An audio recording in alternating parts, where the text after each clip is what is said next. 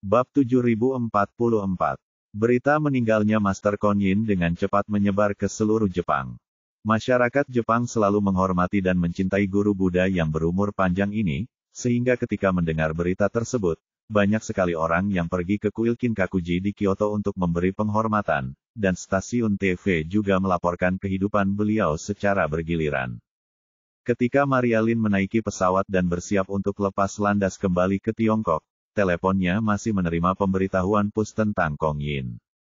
Maria Lin patah hati dan terbang kembali ke Aorus Hill. Di dalam pesawat, Sun Zidong datang ke kabin depan dan melihat Maria Lin bersandar di jendela, linglung. Dia melangkah maju dengan hati-hati dan bertanya dengan hormat, "Nona, apakah Anda baik-baik saja?" Maria Lin tersadar dan memaksakan senyum, "Tidak apa-apa. Terima kasih atas kerja kerasmu, mengikutiku sampai ke Jepang." Sun Zidong segera membungkuk dan berkata, "Merupakan suatu kehormatan bagi saya untuk melayani Anda, Nona muda. Selama Anda jauh dari Tiongkok, saya sering bercerita tentang Anda kepada saudara-saudari yang tumbuh bersama Anda. Meskipun setiap orang telah meraih prestasi di berbagai negara dan bidang, ketika mereka bercerita tentang Anda, yang paling mereka irikan sebenarnya adalah Tetua Parker. Dialah satu-satunya yang telah mendampingi Anda selama bertahun-tahun." Maria Lin menghela nafas, ini sungguh berat baginya. Dia sudah berada di sisiku selama bertahun-tahun, tapi dia bahkan belum punya anak. Sun Zidong mendesah pelan, "Sebenarnya, bagi kita yang tidak dapat menemukan warisan leluhur kita, sebenarnya tidak ada alasan untuk melanjutkan garis keturunan kita." Setelah berkata demikian, tiba-tiba dia teringat akan perjalanan singkatnya ke Jepang, maka dia bertanya, "Nona, apakah Tuan Kuan Yin itu juga seorang yatim piatu yang Anda besarkan?" "Ya," Maria Lin mengangguk dan mendesah, "di Jepang, aku mengadopsi beberapa anak yatim piatu dari Kyoto. Seiring waktu, aku menjadi cukup terkenal di Kyoto. Akibatnya, banyak orang meninggalkan bayi mereka yang tidak diinginkan atau tidak mampu dibesarkan di depan pintu rumahku. Zheng Ping salah satunya." Pada titik ini, Maria Lin tak kuasa menahan desahan, masa itu sudah lama sekali. Semua anak itu sudah lama meninggal. Zheng Ping adalah yang terakhir meninggal. Dengan kepergiannya, semua anak yang kubesarkan di Jepang pun ikut meninggal. Sun Zidong bertanya kepadanya, "Nona, apakah Guru Kuan Yin orang yang paling Anda cintai di antara anak-anak itu?" Maria Lin menggelengkan kepalanya, "Aku tidak bisa mengatakan aku paling mencintainya, hanya saja hidupnya adalah yang paling sulit." Setelah itu, ia mengenang masa lalu dan mulai berbicara. Ibu Sohei melahirkannya saat berusia 17 tahun, saat musim terdingin di Kyoto. Setelah melahirkan, ia meninggalkannya di luar rumah saya dan tenggelam di sungai Yodogawa. Dengan cuaca saat itu, bayi Sohei yang baru lahir mungkin tidak akan bertahan hidup lebih dari setengah jam. Untungnya, ia menangis keras di ayunannya, dan anak-anak lain mendengar dan menceritakannya kepada saya, jadi saya membawanya ke rumah. Sun Zidong bertanya dengan heran, "Lalu mengapa ibunya bunuh diri?" Maria Lin berkata, "Ibu Zheng Ping meninggalkan sepucuk surat di jenazah Zheng Ping.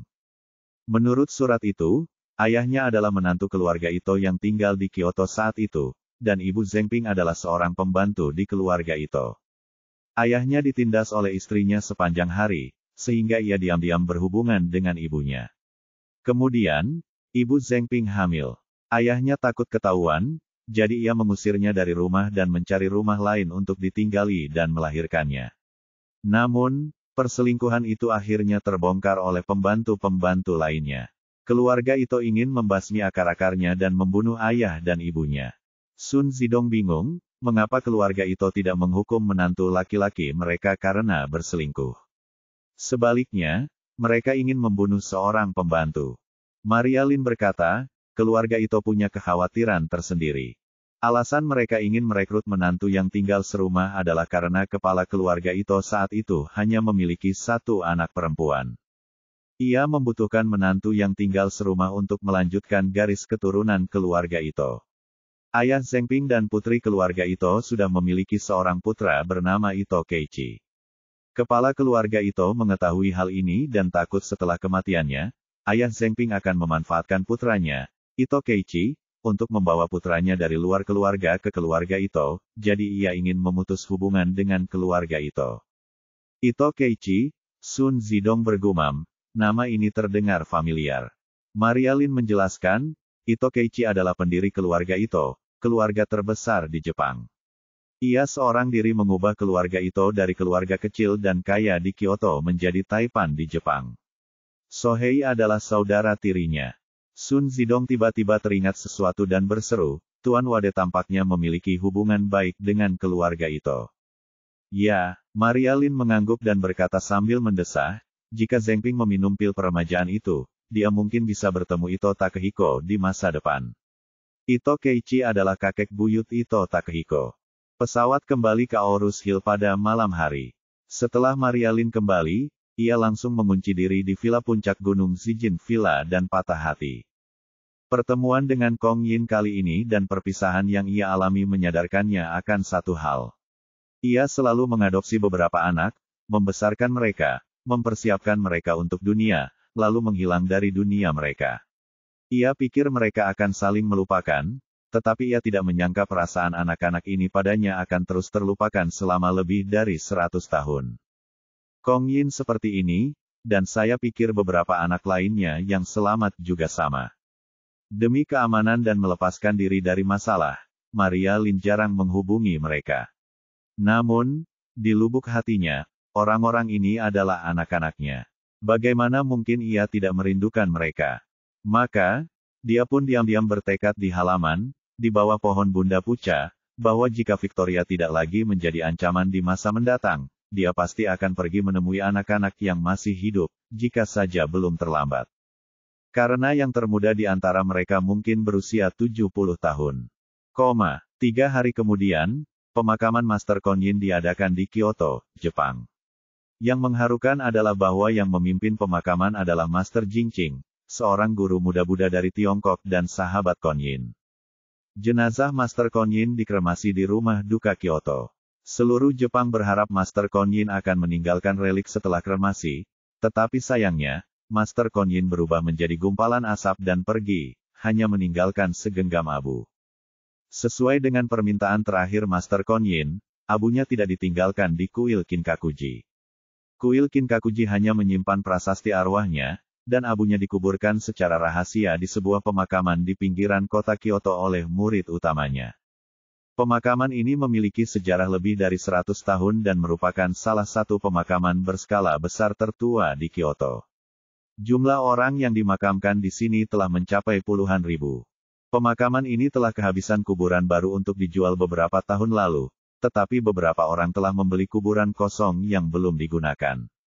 Di antaranya, ada makam kosong, yang dibeli oleh Master Kuan Yin beberapa tahun lalu. Setelah Master Kuan Yin dimakamkan, batu nisannya didirikan di depan makam. Namun, tidak seperti kebanyakan orang, batu nisannya hanya memiliki 6 karakter besar, makam Saito Sohei, dan tahun kematiannya di bagian bawah. Karena tidak ada tanggal lahir yang tersisa, hanya sedikit orang yang benar-benar mengetahui berapa usia pemilik makam ini, dan tidak ada seorang pun yang tahu bahwa makam ini adalah tempat peristirahatan terakhir Master Kuan Yin. Di sebelah makam Saito Sohei, terdapat beberapa batu nisan dengan nama keluarga Saito, termasuk Saito Keiko, Saito Toyama, Saito Hide, Saito Suzu, Saito Ryo, dan seterusnya. Tahun-tahun kematian orang-orang ini mencakup rentang yang luas, yang paling awal bahkan meninggal pada tahun 1926. Mereka yang tidak tahu mungkin mengira bahwa keluarga Saito tertentu menguburkan semua kerabat mereka yang meninggal di sini, tetapi beberapa orang tua di Kyoto tahu bahwa orang-orang dengan nama keluarga Saito ini pada dasarnya adalah anak yatim piatu yang diadopsi oleh Nona Saito yang terkenal. Mereka semua sangat sukses saat masih muda, dan kebanyakan dari mereka memiliki anak di seluruh Jepang dan bahkan di seluruh dunia, tetapi tanpa terkecuali, sebelum mereka meninggal, mereka meminta keluarga mereka untuk menguburkan mereka di sini.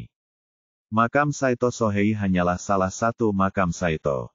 Selain batu nisannya yang sedikit lebih baru, tidak ada yang istimewa darinya. Namun, bagi anak-anak yatim yang tumbuh bersama, tak ada hubungan darah namun sedekat saudara kandung, bukankah dikubur bersama setelah meninggal adalah romansa yang berbeda. Setelah Maria Lynn kembali ke Aurus Hill dan Zijin Villa, dia tidak pernah meninggalkan rumah. Kurikulum sekolah sangat padat, tetapi Maria Lynn sudah bosan sekolah. Alasan utama ia kuliah di Universitas Aurus Hill adalah untuk menemukan dan mendekati Charlie. Kemudian, ketika Charlie menemukannya, ia menceritakan semua rahasianya kepada Charlie, dan universitas itu pun menjadi tidak diperlukan lagi. Setelah kembali dari Jepang, ia mengalami depresi dan merasa tidak mampu lagi mempertahankan jati dirinya sebagai mahasiswa. Ia meminta bantuan Sarangshan untuk mengisi formalitas dan mengajukan cuti dari Universitas Aurus Hill dengan alasan sakit dan perlu pemulihan. Dengan hubungan Sarangshan, para pemimpin sekolah secara alami segera menyetujui lamarannya, jadi Maria Lynn tetap tinggal di Villa Zijin tanpa pergi. Dalam sekejap mata, beberapa hari telah berlalu. Belakangan ini, Charlie dan Maria Lynn hampir sama. Dia tinggal di villa di tengah gunung, di pemandian air panas Chem Elises, dan tidak pernah keluar. Selama ini ia memang sudah berusaha mengasingkan diri, tetapi karena pikirannya terlalu berat, maka pengaruh dari mengasingkan diri itu tidak begitu baik. Dia berharap Dun Chanli dan Maria Lynn dapat membawa kabar baik untuknya, tetapi kemajuan yang dilaporkan oleh Dun Chanli tidak optimis, dan tidak ada kabar dari Maria Lynn. Pada saat Charlie menyendiri, Dun Chanli sudah terbang dari Australia ke China. Dia berada di Australia dan gagal melacak Stephen Tang. Meskipun dia tahu bahwa selama dia menggali dengan keras, dia pasti akan menemukan petunjuk, rasanya seperti mencari jarum di tumpukan jerami. Mencari jarum di tumpukan jerami. Jarumnya ada di tumpukan jerami. Bukannya tak bisa ditemukan, tapi biayanya terlalu tinggi, bahkan di luar kemampuan manusia. Agar tidak membuang-buang waktu, ia memutuskan untuk meninggalkan Australia dan menggunakan China sebagai titik masuk. Pemecahan suatu kasus sesungguhnya merupakan suatu proses penyaringan, dan tingkat kesulitannya tergantung pada dasar penyaringannya. Setiap kejahatan dilakukan oleh manusia. Tidak masuk akal untuk mengatakan bahwa jika kita memeriksa 8 miliar penduduk bumi, kita pasti akan menemukan orang yang ingin kita periksa. Namun masalahnya adalah tidak ada seorang pun yang memiliki kemampuan untuk melakukan penyaringan ini. Belum lagi 8 miliar orang, bahkan untuk 800.000 orang saja, akan sulit untuk mencapai penyaringan menyeluruh.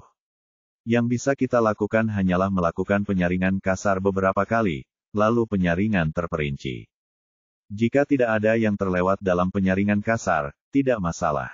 Sekali ada yang terlewat dalam penyaringan kasar, semua upaya selanjutnya akan hampir sia-sia.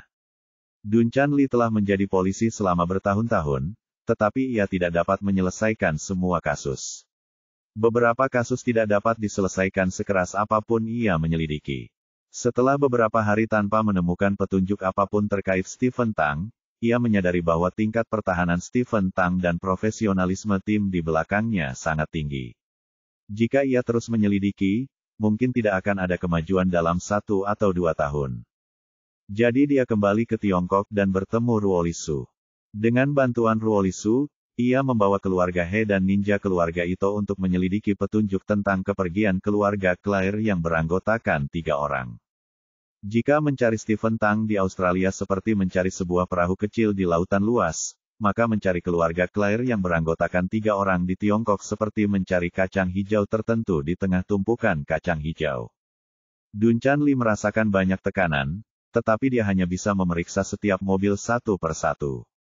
Namun, proses ini akan sangat panjang, jadi dia juga mengingatkan Charlie untuk bersiap menghadapi perang yang berkepanjangan. Namun, masih ada peluang. Ia juga memasukkan rekaman video keluarga Stephen Tang dan Claire yang beranggotakan 3 orang ke model AI, lalu menggabungkannya dengan sistem jaringan darat untuk memantau seluruh dunia. Selama keempat orang ini berada dalam jangkauan pemantauan sistem jaringan darat, mereka bisa mendapatkan berita untuk pertama kalinya.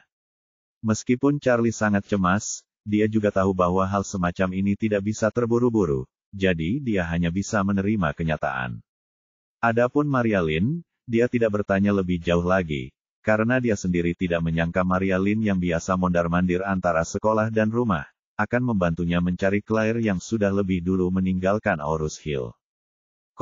Saat ini, Claire dan keluarganya masih terombang-ambing di Pasifik Selatan. Berlayar di lautan sangat membosankan, tetapi untungnya perangkat keras di kapal sangat nyaman, dan makanan serta minumannya hampir semuanya adalah bahan-bahan kelas dunia, yang dapat dikatakan telah memuaskan Jacob dan Elaine Ma. Setelah beberapa hari terombang-ambing, Claire dan keluarganya akhirnya tiba di sebuah pulau kecil kurang dari 20 km persegi di Kepulauan Windward, Polinesia, Prancis. Pulau ini dijual kepada seorang Taipan Silicon Valley sekitar 7 atau 8 tahun yang lalu. Sang Taipan juga menghabiskan banyak uang untuk membangun kembali pulau tersebut, menjadikannya pulau pribadi dengan fasilitas perangkat keras yang sangat baik. Pulau ini tidak hanya memiliki dermaga sendiri yang dapat menampung kapal pesiar dan pesawat amfibi berukuran sedang, tetapi juga memiliki bandara kecil sendiri dengan landasan pacu hampir 2 km, yang dapat menampung pesawat jet bisnis ringan dan pesawat sayap tetap. Claire dan keluarganya meninggalkan kapal kargo di laut lepas, naik pesawat amfibi dari laut, dan tiba di pulau itu. Sebelum mendarat, saat pesawat memandang seluruh pulau, Elaine Ma dan Jacob tercengang. Pulau ini terlihat sangat unik, bahkan memiliki landasan pacu sendiri. Sebuah kapal pesiar berukuran sedang ditambatkan di dermaga, dan di ujung landasan pacu terdapat jet bisnis turboprop bermesin ganda Hawker Beechcraft, King Air 350. Setelah modifikasi, jangkauan maksimum pesawat ini hampir 5.000 km. Pesawat ini dapat terbang langsung dari sini ke Pulau Hawaii dan terbang ke Los Angeles hanya dengan sekali pengisian bahan bakar. Di sisi utara pulau, terdapat sebuah hunian mewah yang bernilai puluhan juta dolar. Seluruh hunian ini dibangun di tepi laut. Saat Anda membuka pintu, Anda akan melihat pantai dan laut sebening kaca berwarna hijau. Pemandangannya tak kalah indah dari Maladewa. Hunian mewah ini disiapkan oleh Margaret Ann untuk keluarga Claire. Agar dapat mengisolasi diri dari dunia luar semaksimal mungkin, pulau ini dilengkapi dengan pembangkit listrik tenaga fotovoltaik, angin, dan pasang surut, serta dipadukan dengan peralatan penyimpanan daya super besar, sehingga dapat mencapai swasembada listrik sepenuhnya. Selain itu, pasokan listrik yang memadai juga dapat menggerakkan peralatan desalinasi air laut di pulau ini untuk memenuhi kebutuhan air domestik, sehingga air dan listrik tidak perlu bergantung pada pasokan eksternal sama sekali. Tempat ini berjarak ratusan kilometer dari jalur transportasi kapal kargo, sehingga pasokan materialnya pun cukup mudah. Anda hanya perlu berlabuh di tengah jalur kapal kargo untuk mendapatkan pasokan material dalam jumlah besar. Ketika pesawat amfibi meluncur di atas air dan berhenti dengan mantap di dermaga, Jacob dan Elaine Ma tidak sabar lagi untuk melompat keluar dari kabin. Beberapa pelayan maju dengan hormat, dan pria Tionghoa parubaya yang memimpin berkata dengan penuh perhatian, "Tuan Wilson, Nona Ma, selamat datang di pulau ini. Saya kepala pelayan Anda, Ning Xiaolong.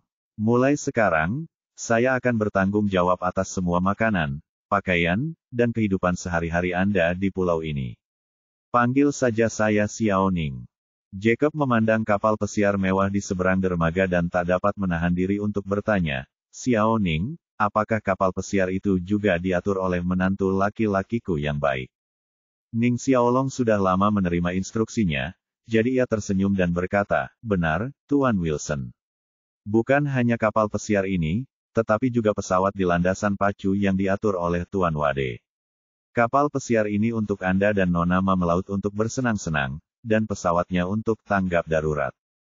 Jacob menggosok-gosok tangannya dengan penuh semangat, tetapi segera hati nuraninya tersadar dan ia bergumam, berapa banyak uang yang ditipu Charlie.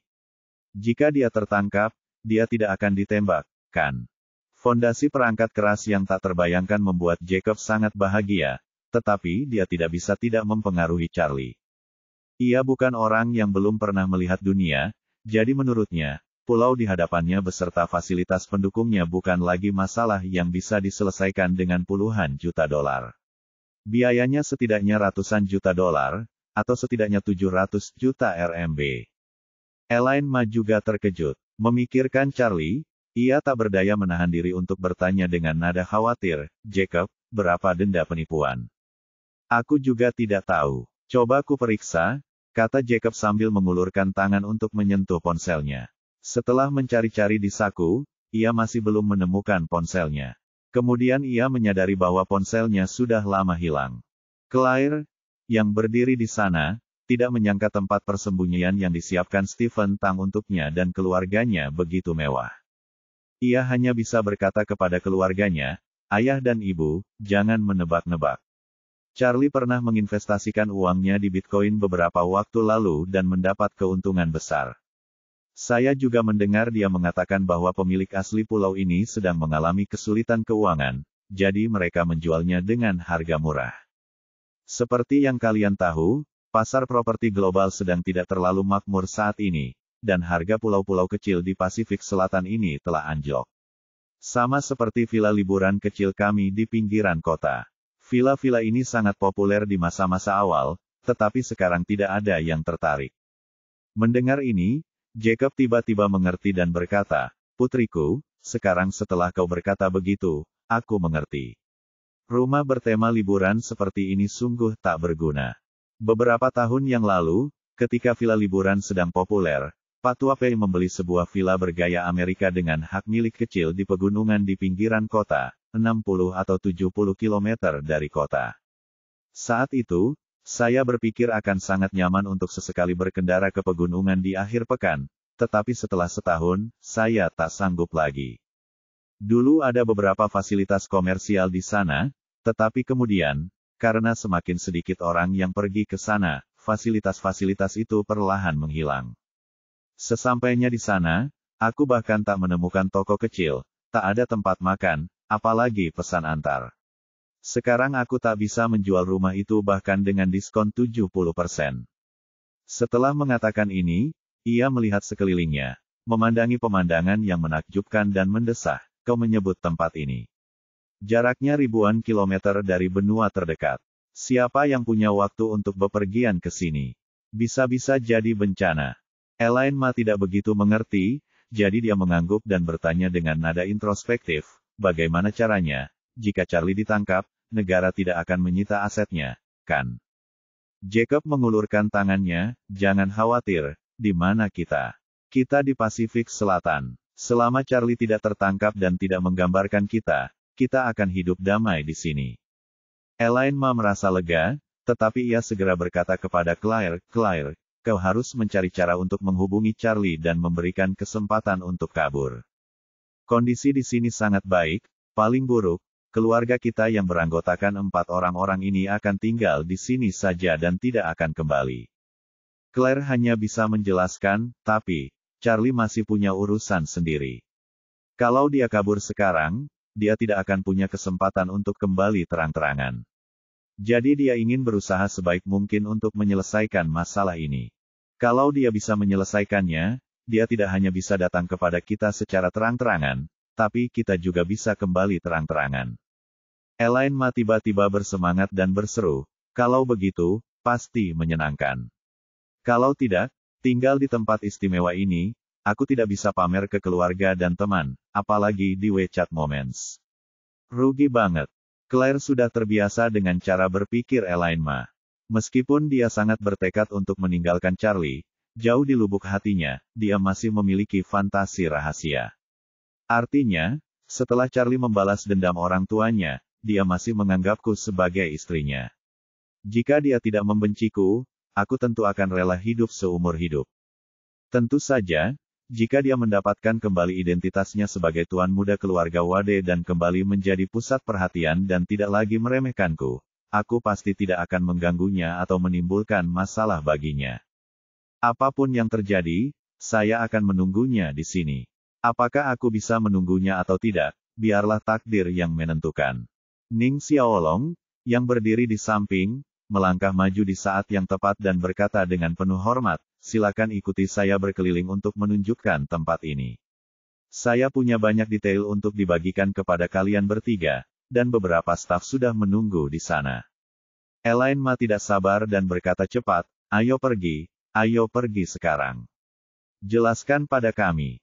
Ning Xiaolong membawa mereka bertiga ke dalam mobil golf 4 tempat duduk dan mengajak mereka berkeliling pulau. Peralatan di pulau itu jauh lebih bagus dan lebih detail dari yang mereka lihat. Sisi pulau selatan dirancang sebagai lapangan golf, dan halamannya dirawat dengan sangat baik, tidak kalah dengan lapangan kompetisi profesional. Selain lapangan golf, lapangan tenis luar ruangan juga berstandar tinggi. Ning Xiaolong juga memperkenalkan kepada mereka bahwa terdapat kolam renang profesional, pusat kebugaran, biliar, dan tenis meja di lantai dasar villa. Semakin Jacob dan Elaine Ma mendengarkan, semakin mereka tak bisa berhenti tersenyum. Claire, di sisi lain, merasa semakin lega. Ia sendiri mampu menjalani kehidupan terlindungi seperti ini, tetapi ia takut orang tuanya tidak bersedia menanggungnya dan akan melakukan sesuatu. Semakin bagus perangkat keras di sini, semakin kecil kemungkinan mereka akan menimbulkan masalah. Ada banyak staf di seluruh pulau. Kebanyakan staf ini adalah perempuan muda.